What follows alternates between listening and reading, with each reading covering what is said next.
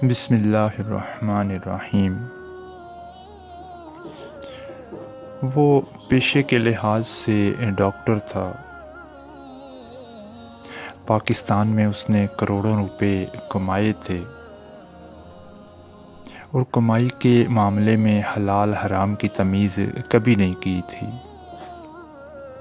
اس نے اپنی اولاد کو تعلیم دلوانے کے لیے امریکہ بھیج رکھا تھا۔ جب اولاد پڑھ کر فارغ ہوئی اور وہیں سیٹ ہو گئی تو وہ بھی اپنا مسیحائی والا کاروبار سمیٹ کر امریکہ جا بسا تھا، جہاں اس نے کروڑوں ڈالر جمع کر رکھے تھے اور بیٹے کے ساتھ مل کر ایک ذاتی ہسپتال بنا لیا تھا۔ امریکہ جانے سے پہلے اس نے پاکستان میں ایک آخری ظلم کیا تھا اور آخری رشوت لی تھی، جس کے بعد وہ ملک چھوڑ کر چلا گیا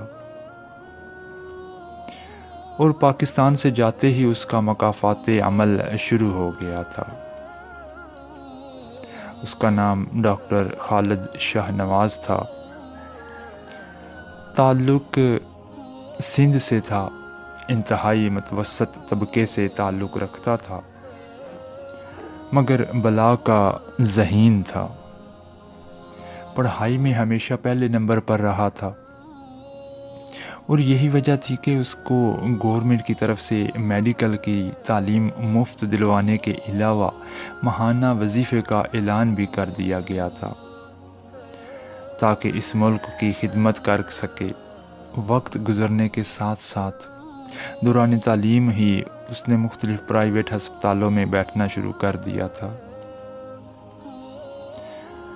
یہاں تک کہ تعلیم مکمل کرتے کرتے اسے نہ صرف کام کا تجربہ ہو گیا تھا بلکہ وہ یہ بھی سمجھ چکا تھا کہ بنا مریض کا احساس کیے انسانیت کے جذبے کو مار کر کیسے کمیشن کی خاطر علاج کے نام پر غریب لوگوں کو بغیر ضرورت ہی ادویات دینی ہیں، یہاں تک اپنی کمیشن ہاتھ سے نہیں جانے دینی، چاہے سامنے والے انسان کی جان ہی کیوں نہ چلی جائے۔ یہ سب کچھ سیکھ کر بجائے سدھرنے کے، تعلیم مکمل ہوتے ہی ڈاکٹر صاحب نے پرائیویٹ ہسپتال میں بیٹھ کر حلال حرام کی تفریق کیے بغیر پیسہ کمانا شروع کر دیا تھا اور ساتھ گورنمنٹ ملازمت کی تلاش جاری رکھی تھی جو اسے جلد ہی مل گئی تھی۔ گورنمنٹ کی ملازمت ملتے ہی اس کی دولت میں دن دوگنا رات چوگنا اضافہ ہونے لگا تھا۔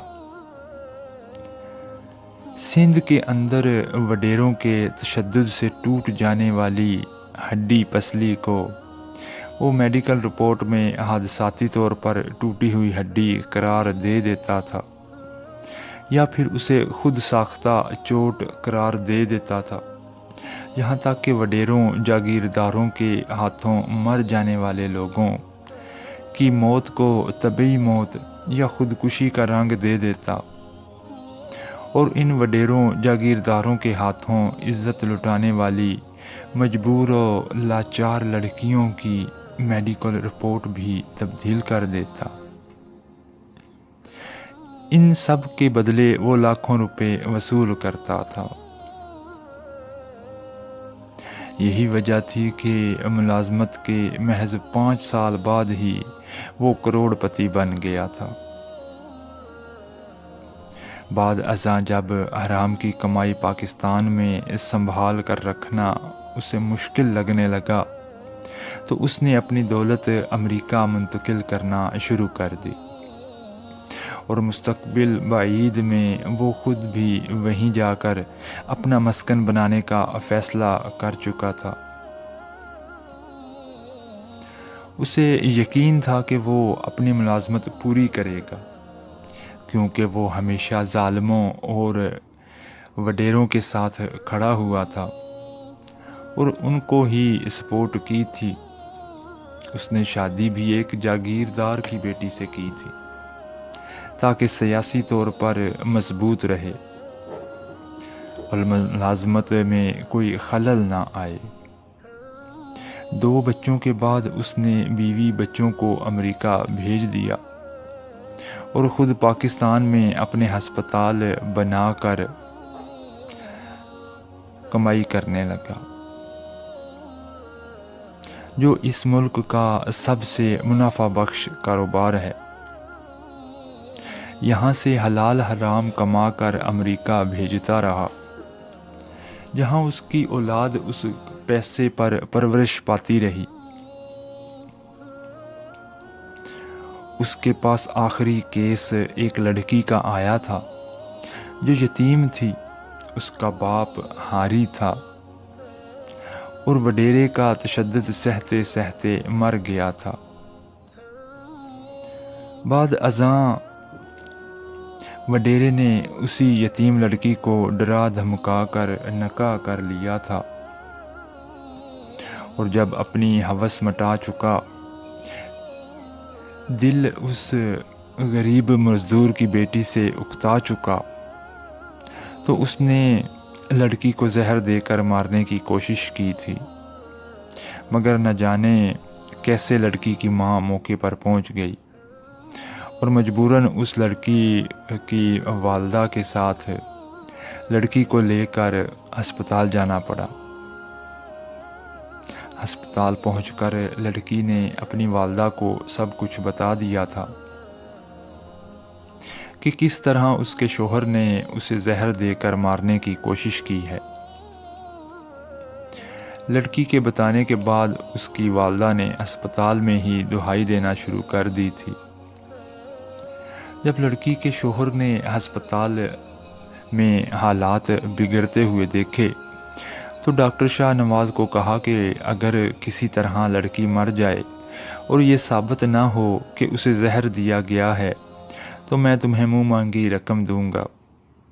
یوں ڈاکٹر صاحب نے آخری بار منہ مانگی رقم لی، رشوت لی اور لڑکی کی موت کو خودکشی قرار دے کر کیس کو قانونی چارہ جوئی سے پہلے ہی ختم کر دیا۔ لڑکی کی والدہ کے شور مچانے ڈاکٹر صاحب نے اپنے گارڈز کو حکم دیا اور درندے نما گارڈز بنا صنفی امتیاز جانے عورت کو تھپڑ اور بندوق کے بٹ مارتے ہوئے ہسپتال سے باہر پھینک آئے۔ لڑکی کی لاش اس کے قاتل شوہر کے حوالے کر دی گئی۔ علاقے میں بتا دیا گیا کہ لڑکی کو اس کے شوہر غیر محرم مرد کے ساتھ دیکھ لیا تھا اور شوہر کے خوف کی وجہ سے لڑکی خودکشی کر گئی۔ یوں وڈیرا بھی بچ گیا، لڑکی بھی مر گئی اور تہمت کے بعد لڑکی کا کردار بھی مر گیا۔ ڈاکٹر صاحب نے جیب اور منہ بھر کر رشوت وصول کی، ریٹائرمنٹ لے کر امریکہ اپنی فیملی کے پاس منتقل ہو گئے۔ اولاد جو یورپی ماحول میں پلی بڑھی تھی، والد سے ہمیشہ دور رہی تھی، ان کے لیے ڈاکٹر صاحب کا ہونا محض ایک اضافی وجود کا ہونا تھا۔ انہیں اپنے والد سے کوئی محبت ہی نہیں تھی۔ والد صاحب نے جیسے تیسے کر کے بیٹے کے ساتھ ایک ہسپتال بنایا جس میں بیٹے اور بیٹی کو برابر حصہ دیا، مگر بیٹی نے اپنے بوائے فرینڈ کے کہنے پر ہسپتال سے اپنا حصہ الگ کرنے کا مطالبہ کر دیا۔ یوں اونے پونے داموں ہسپتال بیچ کر بیٹی کو رقم دی گئی اور باپ اسی صدمے سے فالج کا مریض ہو گیا۔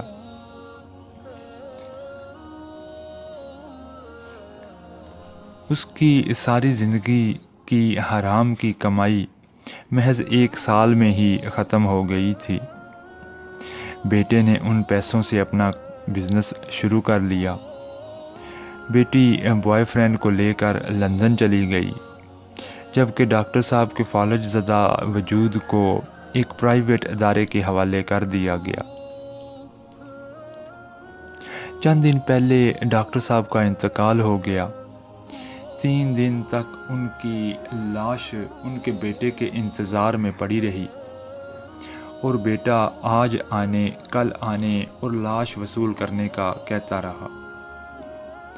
مجبوراً جب لاش گلنے سڑنے لگی تو اسے بنا کفن جنازے کے دفن کرنے کا فیصلہ کر لیا گیا، اور جب یہ بات ایک انڈین ہندو کو پتہ چلی تو اس نے چند ہندوستانی مسلمانوں سے کہہ کر مردہ حالت میں پڑے ڈاکٹر صاحب کو غسل اور کفن دلوایا، ان کا جنازہ پڑھایا اور انہیں دفن کر دیا گیا۔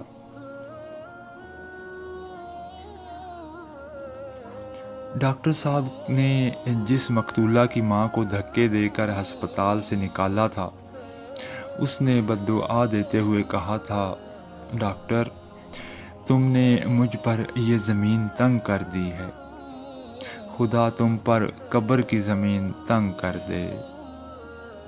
اس کی بددعا پوری ہوئی، اور جس قبر میں ڈاکٹر صاحب کو اتارا گیا وہ ان کے وجود سے بہت زیادہ تنگ تھی۔